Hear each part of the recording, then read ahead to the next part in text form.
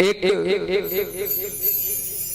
सेठ जी थे तो उन्होंने मन में सोचा कि 4 पुत्र हैं और चारों पुत्र को मेरी जो भी जायदाद है वो बांट दूं। अब मुझे क्या करना, पुत्र हैं संभाल लेंगे। तो सबने चारों पुत्रों को अपनी संपत्ति बांट दी। तो आज जीवन में ध्यान रखना कि कुछ स्वयं के लिए बचाकर भी रखना चाहिए, क्योंकि आजकल कितने वृद्धा आश्रम खुल गए। वृंदावन में श्री अनिरुद्ध महाराज जी कितनी माओं की सेवा कर रहे हैं। पास में अगर हमारे कुछ रहेगा तो हमारी संतान भी हमारा आदर करेगी, और सब कुछ अगर बांट दिया तो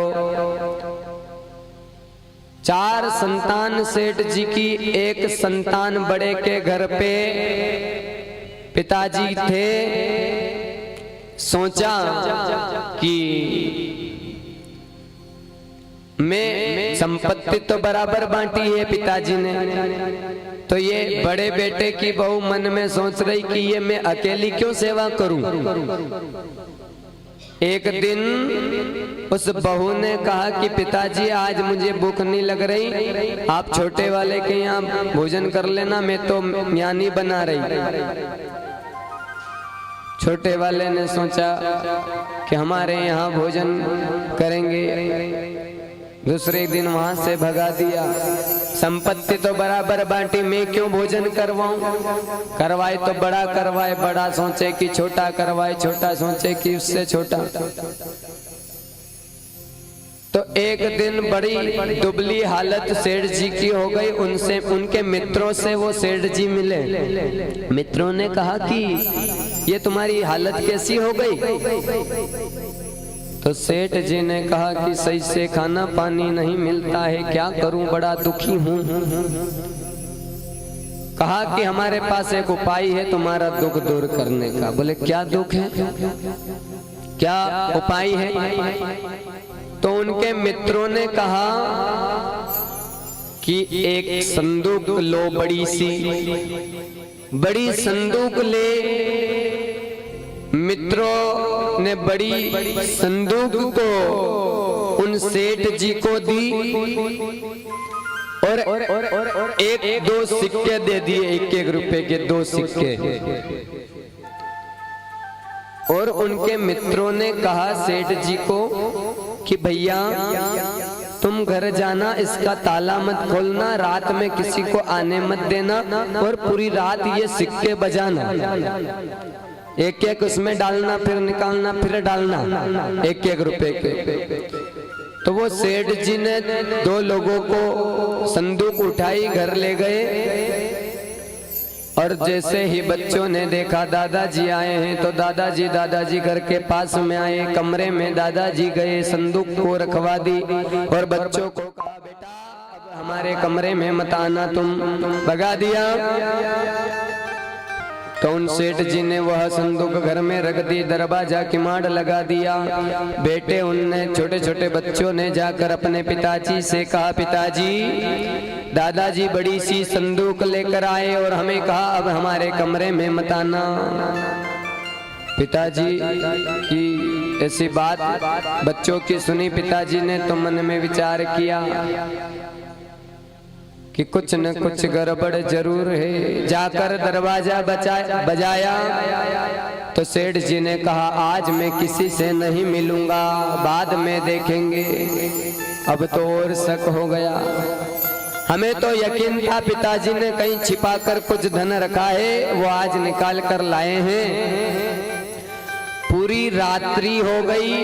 वो दोनों सिक्के बजाते बजाते सेठ जी को, भैया उनने मन में सोचा कि अवश्य कुछ सोने चांदी के सिक्के हैं, जो गड़ा हुआ धन होगा पिताजी लेकर आए हैं। तत्काल अपनी पत्नियों को कह दिया कि